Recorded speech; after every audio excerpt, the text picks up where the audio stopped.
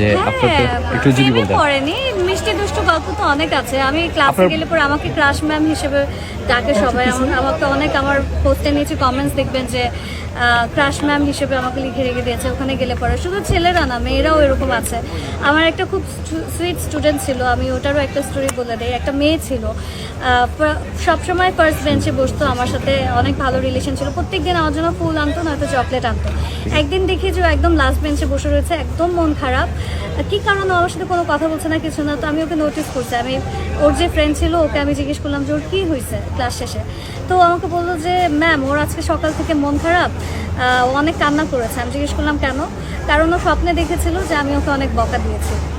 এই স্বপ্নে দেখেছে যে আমি ওকে বকা দিয়েছি বলে মন খারাপ করে সারা ক্লাসে কান্নাকাটি করেছে। সো এই টাইপের ফিলিংস ওরা আমার সাথে মানে কানেক্টেড।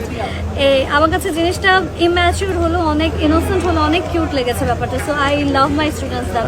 আনম্যারিড ভাইয়া, 100% সিঙ্গেল। আমার লাইফে কেউ না, আমি এক্সট্রিমলি সিঙ্গেল, খুবই খুবই খুবই বেশি সিঙ্গেল একটা মানুষ আমি।